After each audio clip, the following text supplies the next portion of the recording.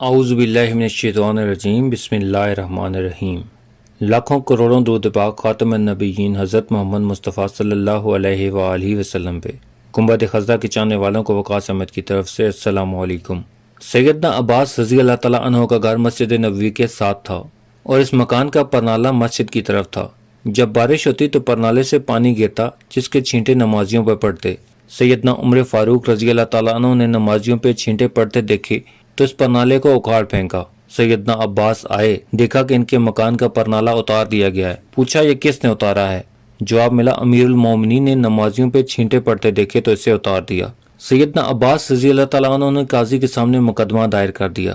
امیر المومنین ابی بن کعب رضی اللہ تعالیٰ عنہ کی عدالت میں پیش ہوئے تو جج صاحب لوگوں کے مقدمات سن رہے تھے اور سیدنا عمر فاروق عدالت کے باہر انتظار کر رہے تھے۔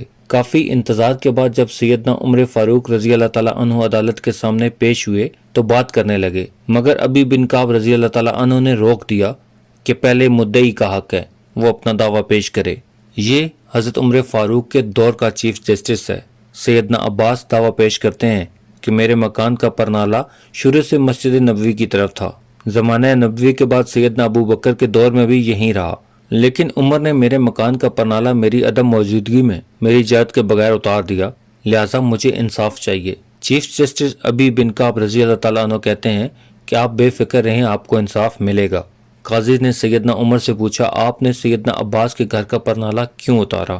22 لاکھ مربع میل کا حاکم کٹہرے میں کھڑا ہو کے کہتا ہے سیدنا عباس کا پرنالہ مسجد نبوی کی طرف تھا۔ جب بارش ہوتی ہے پرنالے سے پانی بہتا ہے اور چھینٹے نمازیوں پہ پڑتے ہیں جس سے نمازیوں کو پریشانی ہوتی ہے، اس لیے میں نے اسے اتار دیا۔ ابی بن کعب نے دیکھا کہ سیدنا عباس رضی اللہ تعالیٰ عنہ کچھ کہنا چاہ رہے ہیں۔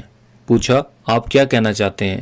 سیدنا عباس کہتے ہیں کہ یہ جس جگہ میرا مکان ہے یہاں رسول اللہ صلی اللہ علیہ وآلہ وسلم نے اپنی چھڑی سے مجھے نشان لگا کے دیا اور میں نے اسی جگہ مکان بنایا۔ پھر جب پرنالہ نصب کرنے کا وقت آیا تو رسول پاک صلی اللہ علیہ وآلہ وسلم نے کہا چچا میرے کندھے پہ کھڑے ہو کے اس جگہ پرنالہ نصب کر دیں۔ میں نے نبی پاک صلی اللہ علیہ وآلہ وسلم کے کندھے پہ کھڑا ہونے سے انکار کر دیا، مگر بھتیجے کے اصرار پر میں نے ان کے کندھے پہ کھڑا ہو کے یہاں پہ پرنالہ نصب کیا۔ یہاں پر پرنالہ نبی پاک صلی اللہ علیہ وآلہ وسلم نے خود لگوایا تھا۔ ابی بن کعب نے پوچھا اس کا کوئی گواہ ہے آپ کے پاس؟ سیدنا عباس جلدی سے باہر گئے اور کچھ انصار کو لے آئے۔ انہوں نے گواہی دے دی کہ سیدنا عباس سچ کہتے ہیں۔ یہ سنتے ہی سیدنا عمر فاروق کے ہوش اڑ گئے اور وہ رونے لگے، آنسوؤں کی جھڑی لگ گئی۔ اپنے پیارے نبی کریم صلی اللہ علیہ وآلہ وسلم یاد آ گئے اور زمانہ نبوی صلی اللہ علیہ وآلہ وسلم کے مناظر نظروں میں گھوم گئے۔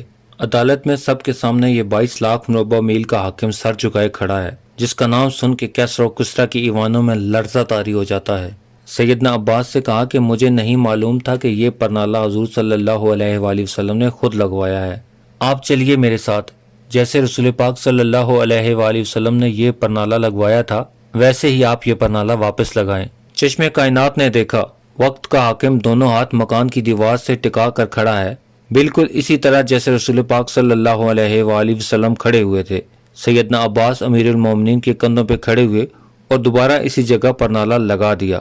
امیر المومنین کا یہ سلوک دیکھ کے سیدنا عباس رضی اللہ تعالیٰ عنہ نے بعد میں وہ مکان مسجد نبوی کو وقف کر دیا۔ پیارے دوستو، امید کرتا ہوں آپ کو یہ چھوٹا سا واقعہ پسند آیا ہوگا، تو میری ویڈیو کو لائک کر دیں اور مزید اس طرح کے واقعات اور خوبصورت ویڈیوز کو دیکھنے کے لیے میرے چینل کو سبسکرائب کرنا ہرگز مت بھولیں۔ بیل کا بٹن بھی دبا دیں تاکہ آپ کو نئی آنے والی ویڈیوز کا نوٹیفیکیشن مل سکے۔ ملتے ہیں ایک نئی ویڈیو کے ساتھ، تب تک اپنا خیال رکھیے گا۔ اللہ رب العزت آپ کو آسانیاں دے اور آسانیاں بانٹنے کا شرف عطا کرے۔ اللہ حافظ۔